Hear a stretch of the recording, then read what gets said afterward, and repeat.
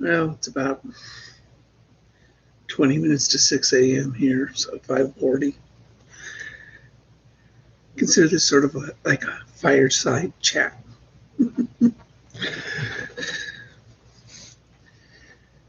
This time of year, even though I don't celebrate Christmas anymore, it does bring back memories from when I did. Growing up in a household, my little brother and me and my mom.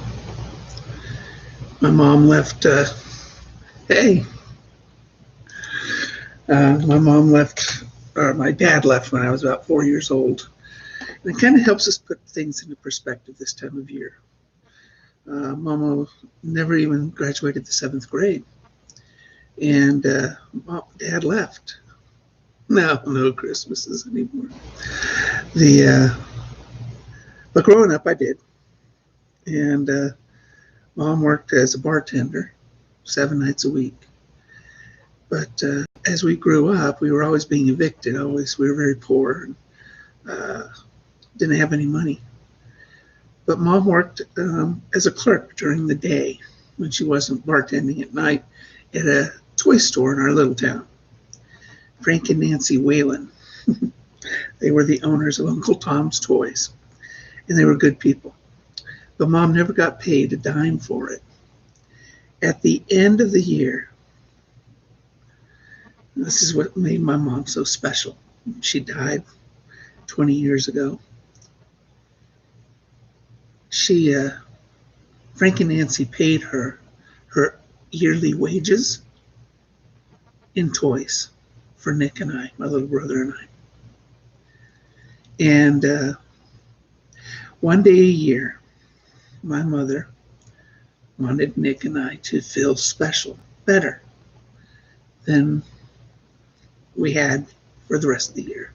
Now, we felt pretty special anyway. I just didn't understand how much Mama put into it. What kind of person does that type of thing for their children? Worked a whole year just to have one day that made us feel special. My mother didn't, we never had much growing up. When Mama suffered cancer when I was 16, I had to support the family, working full time, and while Mom was going through her cancer treatments and stuff. And I was in high school too. All I could afford for Nick and I was potatoes and powdered milk.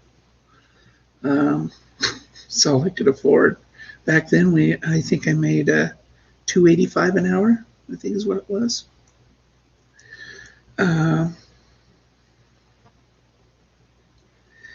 And at 16, my health problems surfaced a little bit. And while Mom went through cancer, I would suffer bouts of blindness. And total blindness would only last for about 1 or 2 minutes, but when you're completely blind, it's a long time. I couldn't tell anybody because I was working full time and going to high school. If somebody knew, then I couldn't support my family, Nick and I. So when Mom got out of the hospital, I went blind in front of my friend's family, and they sort of, then the cat was out of the bag, so to speak. My mother was probably one of the funniest, happiest, coolest individuals that you would ever meet. You could hear her laugh from the parking lot of the bar. People knew when Phyllis Rufino was tending bar. She was the best. She was a good role model. She treated us good. Every Christmas dinner, we would have an Italian dish. Italian families have this dish called brujol. Brujol is a stuffed round steak that's cooked inside spaghetti sauce all day and served over baked pasta. It's a great dinner. And that was our annual dinner for Christmas. And we would have the best toys on the block, Nick and I. She worked at a toy store. mean, it's pretty sweet. Not only did she get her annual wages paid in toys, but she also, she got a discount too.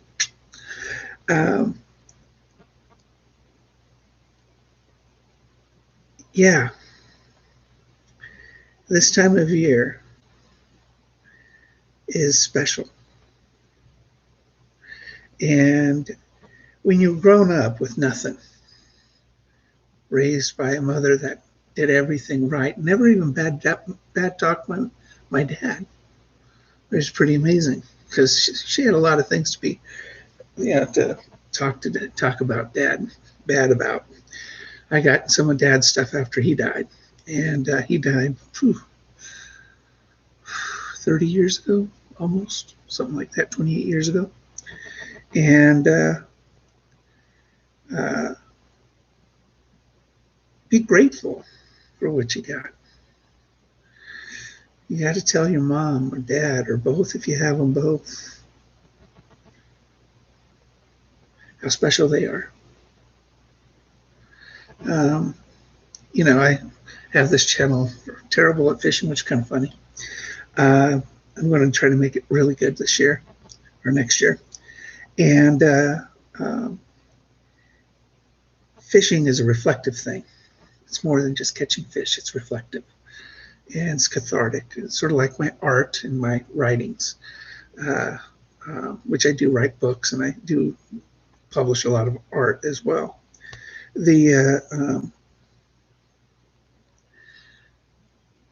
We are great. I'm glad, Funk. I mean, really am. We should feel grateful for what we have, even if it's a little. We lived in a trailer once, 4 trailers away from the railroad tracks, I swear to you, on Laurel Avenue in Lompoc, which is my hometown, Lompoc. And it was a half a block from one of the bars my mom worked at called the Whistle Stop. And we were space 4, right from the railroad tracks, single wide mobile home. And not very big. I mean, my room was a closet with a bed, basically. So, but thing is, even in those times, I didn't feel like we were missing anything. I mean, it was just another home. What I didn't understand growing up is what mom was doing to provide all those things. And, that's really a parent's thing. Our job is to provide and not let the kids know what we go through to do it. But in hindsight, after mom died and some of these things sort of came to fruition, and how dad treated her, you realize what a magnanimous person she was, or even your own parents. And how fortunate you were. This time of year and the anniversaries of their deaths always hit you. When the anniversaries of their deaths happen, I always call my sisters. And my little brother's still alive. He's in Missouri. Tough to get a hold of, though, mostly. But, the stories, mom was great. But back, children nowadays, they're not raised with stories, typically. That's why I moved here. I wanted to take my kids out and do things instead of the big city. And I want them to have stories to share. When I was a kid, we didn't have video games. Our TV had, 6 channels, and we had to tune those in with a funky antenna. And then it broke. I took the bulbs out over to Thrifty's and put it in the bulb tester, and I fixed my own television set at home. Back then life was simpler. We didn't have cell phones or anything like that. So we played outside a lot. And it was great. Yeah, I went fishing, and I didn't have a fishing pole. I had a block of wood with fishing line on it with a hook. And there was a trestle over a lagoon by the beach, because Lompoc's near the beach. and we would go onto the trestle, and we'd drop down onto the piling, and we'd sit on the piling underneath this train trestle while the trains came over it, and we would lower our drop shot into the water, and we would catch bullfish. So that's what we would do. I mean, anything. And it was fun. I mean, mind you, it was a lot of fun to be in the trestle while the train was coming over. It was kind of cool. It was really loud. We would sometimes hop the train and, the boxcar and take it out to the beach. And it was a lot of, our memories. I mean, kids can't do this thing nowadays. I mean, I have stories. After my mother died, I wrote a book, autobiography, because Mom was raised in a mafia household in Detroit, and she was in street gangs growing up. My hometown is Lompoc, California. It's right at the elbow of where California bends. The elbow. That's Lompoc. And so it's so I didn't know a lot of my mom's growing up. So I wrote a book on my growing up and all the fun stories. I mean, I do have a lot of fun stories. I mean, we were I was a rambunctious kid. I mean, one time I was at my aunt and uncle's house, and we wanted to dig a cave into the side of the mountain up in the Mojave Desert. And we ran into granite. So my cousin says, let's use dynamite. I says, cool.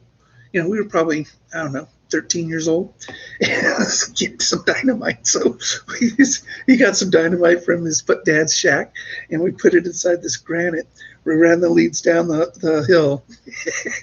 So my cousin Ronnie, me, and my brother hid behind a rock, and he attached it to the little 12-volt battery, and the whole side of the mountain just blew up. It just exploded. It was cool, really cool. Nothing cooler than watching, setting off an explosion. And it was so hot in the Mojave. It was Olancha, just south of Lone Pine. And one day, they had this doughboy pool, a round one, 4 feet deep or whatever it was. And what do you do in a round pool? You make a whirlpool, right? So my brother, cousin Ronnie, and I, we were running around this pool and the inside.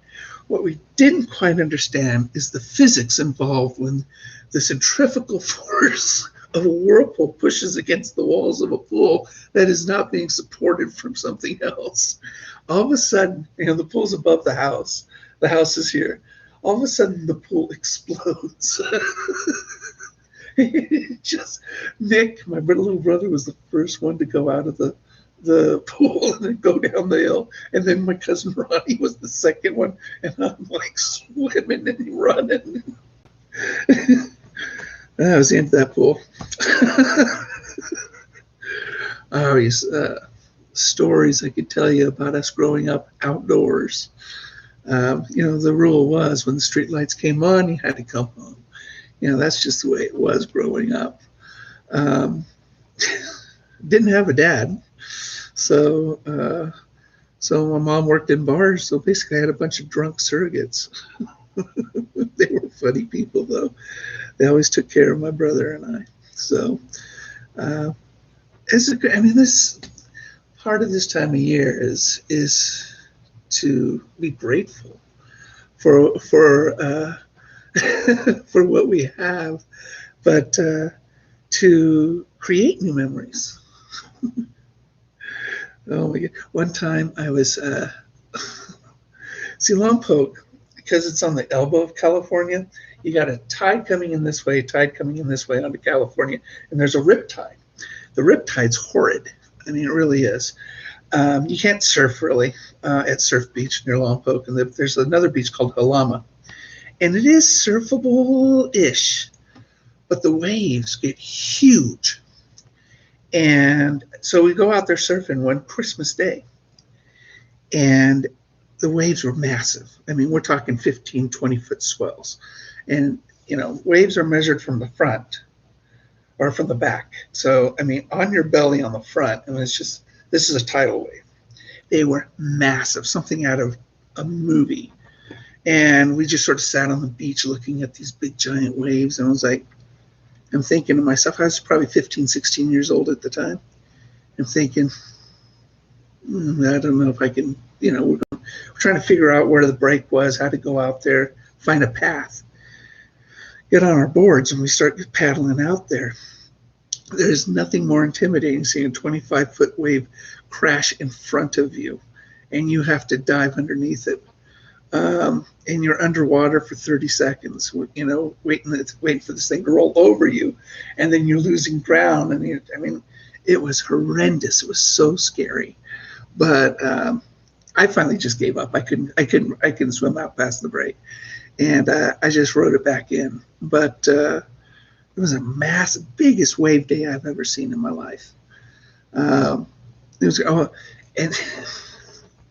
I have two older sisters. They're quite a bit older, 8, 9 years older than me. So they were both married at 17. So when Dad left, they kind of had two parents growing up. But they kind of, took advantage of my brother and I because there was some clothing optional beaches in Santa Barbara County. And so they take their little brothers, who was, Lidl, and to take us to these beaches, strip us naked and let us run on the beach. While they didn't, because they just wanted to check out the other dudes. Is that child abuse? I don't know. My brother and I didn't mind. We were too little. I'm sure they enjoyed it. A bunch of my two perverted sisters. So, there's another place behind Santa Barbara called Red Rock Canyon, a Paradise Road. That's near Lake Cachuma. You take Paradise Road, and you drive through a river there until you get to some deep spots and sheer cliffs, and you go cliff diving. Coolest thing ever to do. And you climb up these cliffs, 30, 40 feet, 50 feet, and you just jump off. And it is the coolest thing, Paradise Road. They were perverts, my sisters. Just want to see a bunch of, I don't know what you want to call it. It's just, things hanging out. So, it was a different world. It was just a different world. I described the 1970s for the United States as the United States going through puberty. Coincidentally, I went through puberty in the 70s. Because things changed so differently in the 70s. If you were alive, you had Vietnam, you had Richard Nixon, you had Watergate, you had Ford, you had Carter, you had all these, you had disco, you had rebel rock, and you had the 1970s was puberty for this country. It was like this country had no idea what to do with itself. So they did everything. And nobody was overly sensitive. That was another nice thing. Nowadays, I had a shirt in high school. In fact, it's even in my yearbook somewhere, me wearing it in my yearbook. And it says, I'm proud to be Italian, misspelled 3 different ways. And so it's sort of Italian, crossed out, misspelled, Italian, crossed out, misspelled. And then at the end it says WOP, W-O-P. Okay, now that's a funny shirt. It really is. WOP is another, but, it's a slang for an Italian without papers, sort of like calling a Mexican a wetback. But in my shirt, to an Italian, it was a pretty funny shirt. See, people could laugh at those back then. I could wear a shirt that said that back then, but nowadays, all of a sudden, people are so offended. Oh, you're insensitive, No, I had a sense of humor. Back then we had shows like Archie Bunker and, All in the Family and Sanford and Son and the Jeffersons and Chico and the Man and all these other ethnic shows. And rather racist too, but they were funny, you know, funny comedians like Red Fox and things like that. That, I just, nowadays everything's so overly sensitive. It's tough to have fun anymore. We used to play practical jokes on our employees too, way back when. We would hire new ones. I worked in a high-end electronics store, and whenever we got this gullible new employee, we'd send them back to the back, or her, and we'd have them get a shelf stretcher. Okay, think about that for a second. A shelf stretcher. We had this big giant stapler for big boxes. I mean, you wouldn't even know what this thing was because it just looked so weird. And so they would hand him the shelf stretcher, and I'd have him remerchandise something. I said, okay, I need this shelf stretch from here to here. I need you to do this.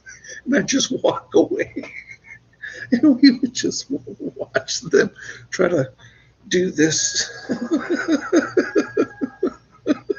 See, you get fired for doing that nowadays. You just would. Oh my goodness. Yeah, this time of year is fun. This time of year is fun. You think about these things, you reminisce, you hopefully make memories with your kids, like I got. So enjoy it. I mean, I don't know what. Probably because I didn't sleep last night. Okay, buddy.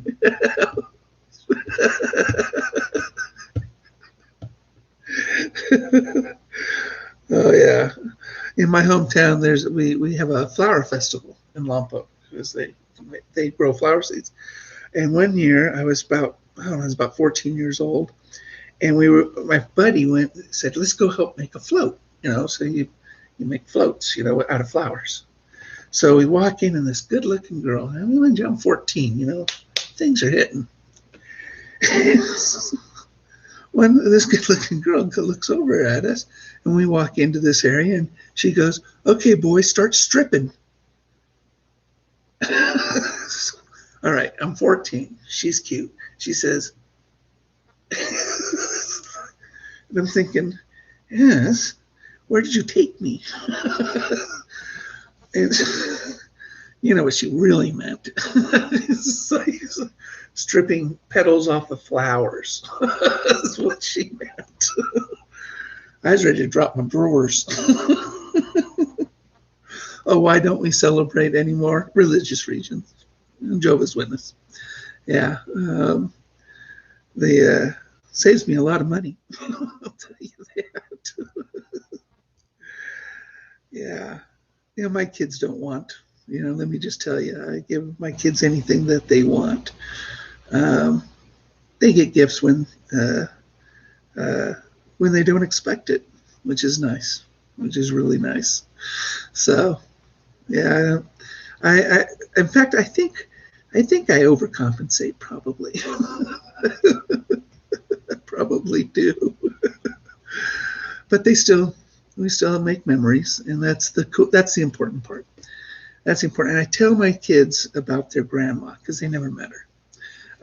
All my children had never met my mom or my father, which no big loss there.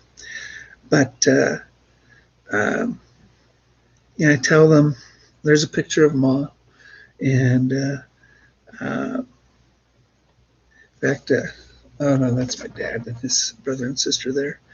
The Mom would make you laugh. I'm a lot like my mother, and I always see the humor in things. Coping with stress is one of those things that you do with laughter. In fact, when Mom was dying, or when Dad was dying, it took about a week for each one of them to die in their own separate ways. In ICU, it sounded like a comedy club. And in my family, we deal with stress through laughter for the most part. And we joke, we laugh, and stuff like that. And it's just the way it looks, makes us look pretty insensitive, but that's just the way we deal with it. We're a pretty loud, obnoxious Sicilian Italian families, and that's the way we do it. No offense. Although when other people are suffering, we're quick to jump in and give them a hug. And and we've seen a lot of death. So, and the older you get, the more death you see. I mean, my kids 6 years ago watched me die, and they were in the hospital room when they coded me. And while I was on life support, they things go through your head. Believe me, um, for everybody. And I've fought off death 4 times in the last 5 years. And this year was no different. COVID almost killed me. They resuscitated me. So life is short. It can be anyway. And I never had a bucket list until after that first, coming off of life support. And you know what my first thing was? You're going to laugh probably, but another reason why I love fishing so much, I wanted to see my son catch his first fish. And he hadn't yet. He was about, how old was he? 9, 10 years old, 10 years old. And he hadn't caught his first fish yet. So when I got out of the hospital, about a week later, I took the family, actually, my wife drove, because I wasn't driving yet. We went to a stocked pond over in Apple Valley. And I just wanted to see my kids catch the fish. So Russell caught his first fish, and Lizzie, my youngest, had caught her first fish. And that completed my bucket list for the most part. Something enjoyable about that connection. Yeah. Oh yeah. And you're right, Funk. I mean, watching your kids catch a fish it's an experience. And that's the beautiful thing about being a dad, is that we live through our children's experiences. And unfortunately, our children don't have that many experiences like we did growing up.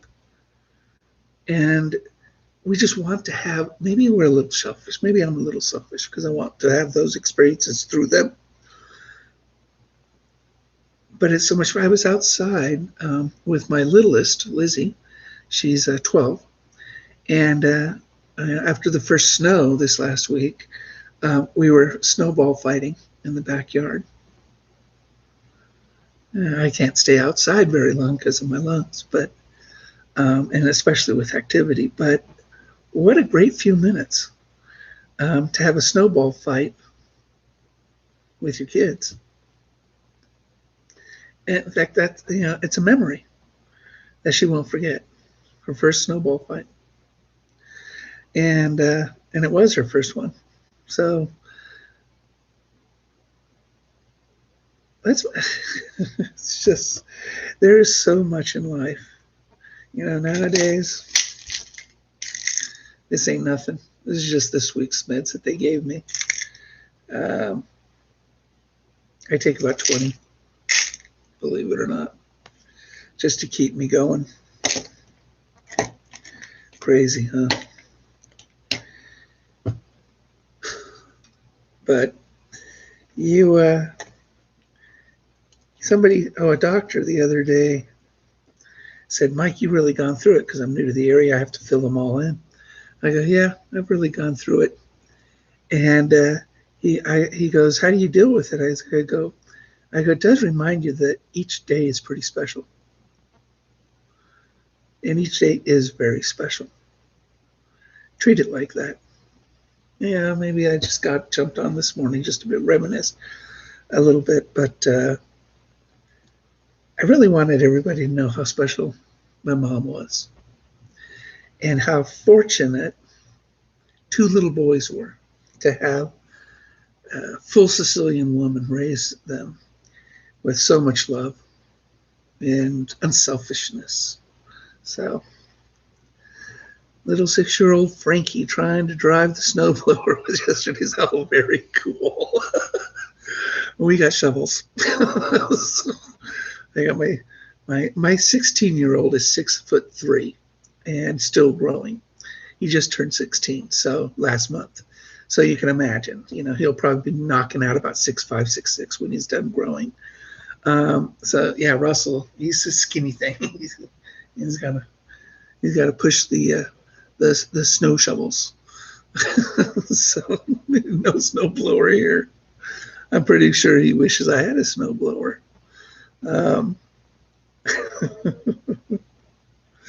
But it's fun. Actually, in the backyard, Lizzie and I use the shovels in order to throw snow at each other because it was so dry, we couldn't make a snowball. So we just scooped it up and we threw it at each other. It's a lot of fun. It was a lot of fun. Oh, man. Well, I just wanted to get online and say hi to everybody, but also I wanted to share my favorite memory about my mom, which was her working at Uncle Tom's Toys, so Nick and I can have a great Christmas. That really is the cool thing about love.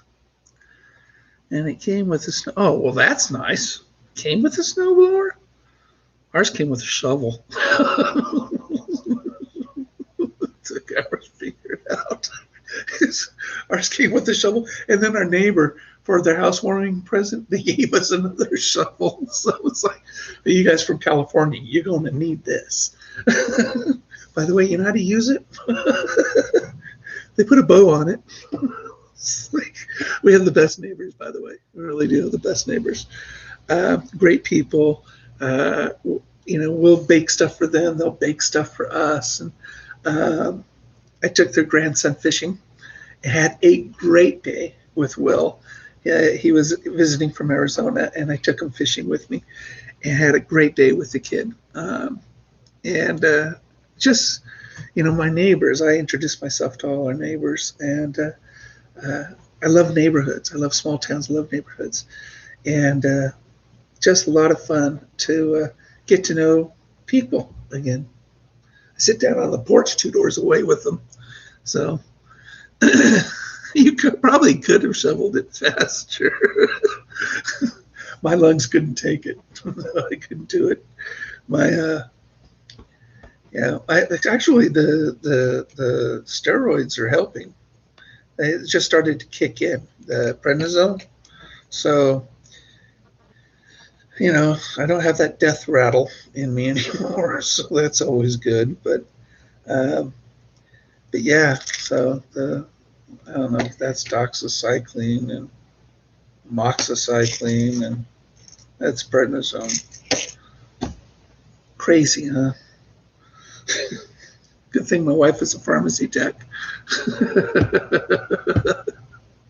She translates all the Latin to me.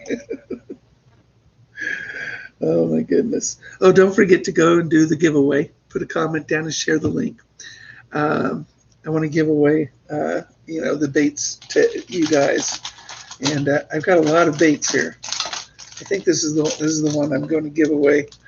And if you want, I can split it up with something else, maybe some frogs in there or something like that. But this really is a very cool bait. And so definitely go to the giveaway. I put it as the feature video on the main page. And share the website with everybody else. I'm working hard to get sponsorships, and we need more subscribers to get sponsorships. But with sponsorships, I'll be able to test products and do more. And it's going to be a lot of fun. I think 2021 was screwed up as 2020 was for everybody. 2021's got to be better, right? It's just got to be better. It's got to be better. Because it can't get worse. Unless that COVID, 20 comes out and I catch that. I don't want to do that, do I? Tired of it. Tell you, being chronically ill is exhausting. It's just exhausting. When you can't breathe, more exhausting. But I have a good time nonetheless. people are great if you let them be. They just are. I teach my kids, people want to be friendly to them, and you allow them to be friendly back. And that is one of my favorite things to do. Little Frankie could use some hard baits. Ooh, well, I have some hard baits. Yeah. Look at that one. This is a great one. At 200, I'll give this away. Subscribers. This is a Cloud 9 by 6 cents bluegill. This is a fantastic square bill crank. It really is. I have quite a few Cloud 9s. These work really, really well. And so I have a lot of hard baits. And one of my favorite hard baits by 6 cents is actually my favorite is called the Maggot Dog. It's a topwater. It's awesome. I've caught more fish on the Mag Dog than any other bait in my box, hands down. And the fish just jump right out of the water onto it. It's the most incredible thing. So this time of year in the winter, in 35-degree water, they don't do that. So you should try. It's the only subscription box that I subscribe to is 6 cents. It's the only one. And it is the best subscription box, except eventually you're going to have too many hard baits. You're just going to have way too many. So I pause it every few months. And then, I'll let it run for a few months, pause it for a couple, let it run a few months, etc. And this way it sort of regulates my hard baits. But oh my gosh, my tackle box has more 6 cents hard baits than you could ever imagine. But these are, my goodness. These are the best. And the hooks, you never have to replace the hook on these things. These are nickel-plated hooks.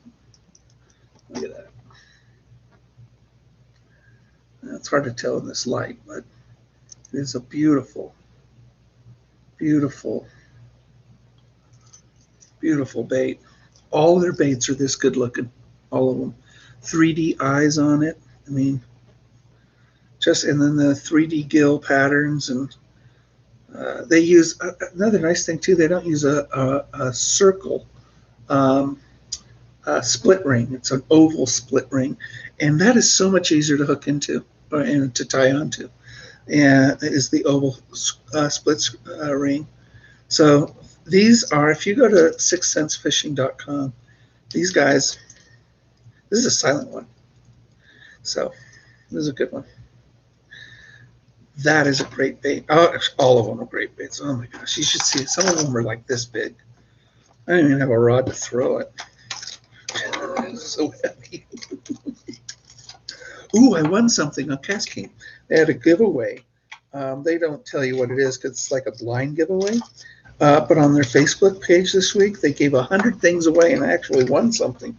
So I sent them my address, and when I get it, I'll know what it is, and I will share it on our channel. All right. I don't know how to do that. So, but great baits. And at 200 subscribers, I would, we're going to give away that. 300, I'll give another hard bait away. I really want our channel to take off next year, and hopefully get a sponsorship or two. There's a new bait that I just ordered called Rabid Baits.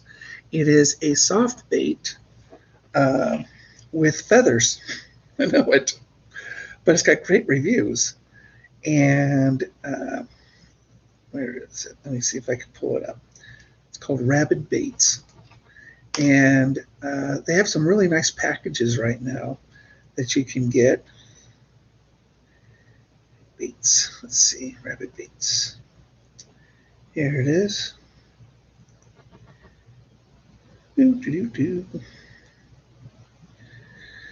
Yeah, look at this. Look at this. This is weird. They use foxtail hair in order to. So I ordered some Ned rigs. See that? Kind of weird, huh? So I ordered 3 packages of Ned rigs. And this time of year, because it's such a slow feeding mentality on the fish, I'm going to try them. And if they work as well as everybody says they do, I'll ask them for a sponsorship. I'll represent them if it works. So kind of cool. So that's Rabid Baits. Check it out. I know. I can't wait to see either. I mean, it could be anything from a scarf to, a combo setup. I'm a huge Cast King fan. If you guys never fished with Cast King, try it. I mean, I use the Spartacus Plus bait casting reels. I got 2 of them. I've got the Brutus spin casting reel that I bought from a little girl. That's a great reel, by the way. I've got the Emerald Eagle 3000 spinning reel, Resolute rod. In fact, my last fishing trip, the screw that holds on the handle on my spinning reel fell off into the lake. Lost it. Called them up. They're sending me another one. I mean, customer service is great too. So they make good stuff, fantastic equipment, and great customer service. And I won something. Yeah. I was so excited yesterday. Next week or something, or after Christmas, I don't know. Anyway, I guess I've gone on long enough. How long have I got? Oh, 40 minutes. That's bad enough that I talk this much, huh? Anyway, guys, is Cast King a Chinese company? It depends. Their gear is Chinese. 90% of all fishing gear out there is Chinese. Just FYI, and they all come from a certain area of China. So it's kind of weird.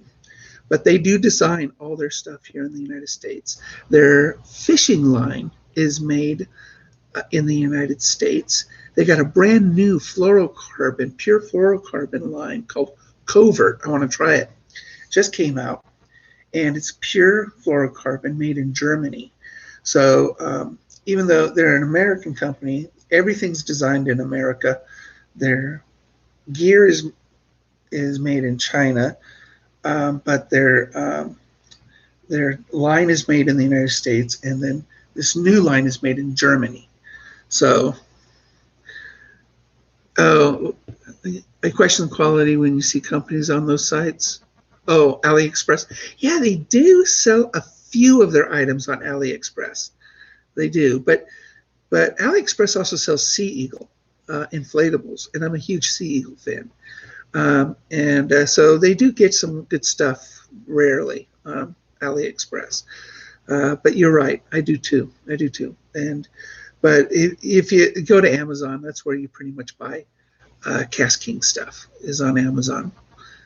Even on the Cast King site, they have a referral to Amazon. So then you'll see the reviews on Cast King, really good.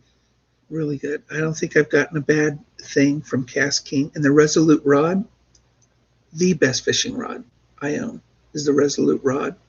The best, especially for spinning gear. The best.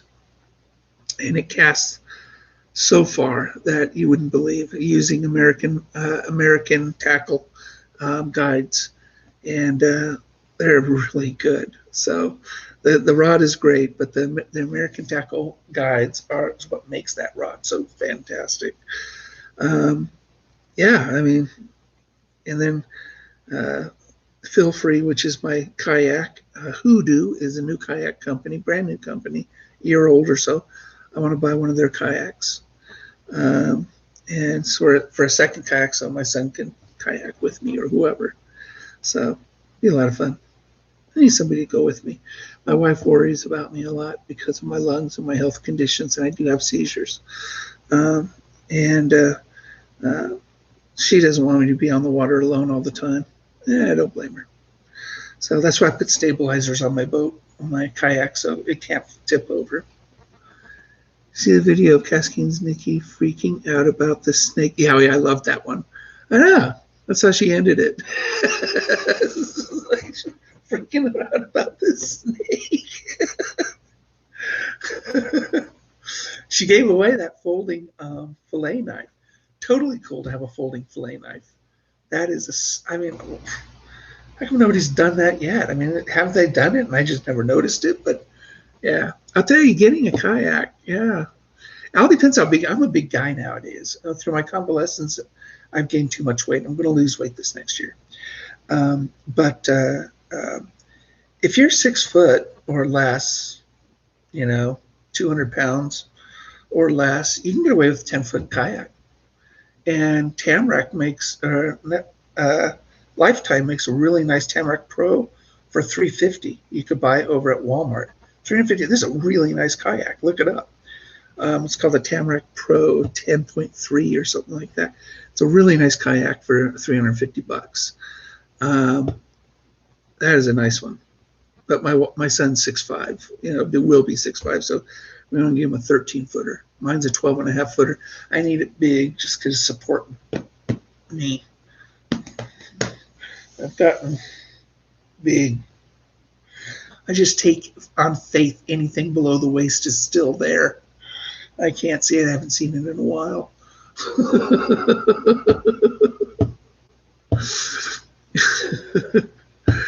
Well, you'll probably win something fun. I mean, look at all the stuff I'm going to give away every week. And go to No Redemption Outdoors. He gives away something every week. I got this from him this week. No Redemption Outdoors. He's a great guy. Funny, too. Older guy like me. A little older than me. He, too, had COVID bad this year. And so we kind of bonded over our COVID experience.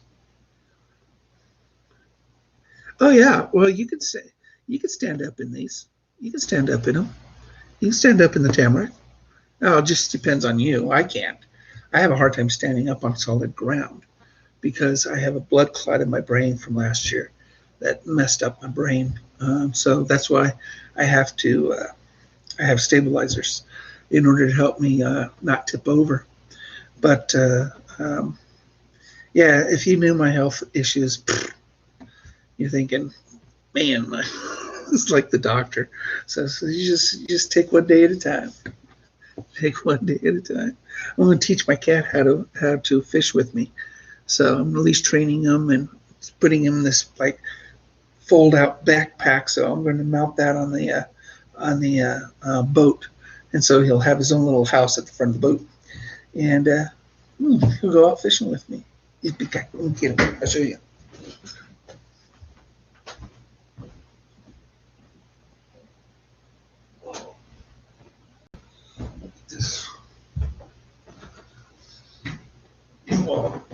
This is Bello.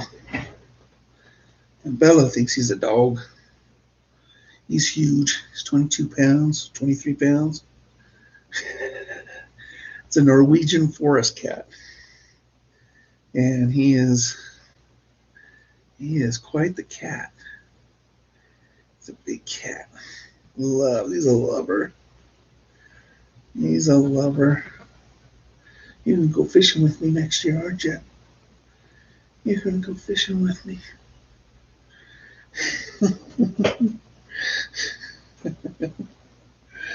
He's a cool cat. You'll be able to stand on it.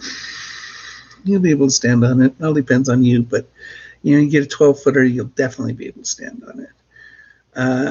Me, I can't stand on my kayaks. I don't care how big they are. I know, it's going to be cool. He's going to be cool. I'm training right now on the leash and stuff like that. Took him for a walk yesterday in the neighborhood, and he's doing really well with all that. So pretty excited about it. It'll be fun to have a cat on a kayak. Cat yakking. It'll be a cat yacker. All right, guys. I'll let you go. Enjoy your day, and hug your family. Give them an experience. Go have a snowball fight or something. Next week I'll probably hit the lakes again and try to find one that isn't frozen over here. So it's going to be tough to find. The river, I have a river right outside, Klamath River, a couple blocks away. And that usually runs just fine. So that runs pretty fast. So I can't really kayak, but I'll go out there and throw the line in, try to get a trout or something like that next week out there. So got to go really small. I mean, flies. I don't have a fly rod, so I use a slip bobber on my spinning rod, which I need that screw, in order to fly fish. So, but yeah, works fine. I can do that. Cat yak. You enjoy your day too, Funk. I mean, hug a family member. Take care.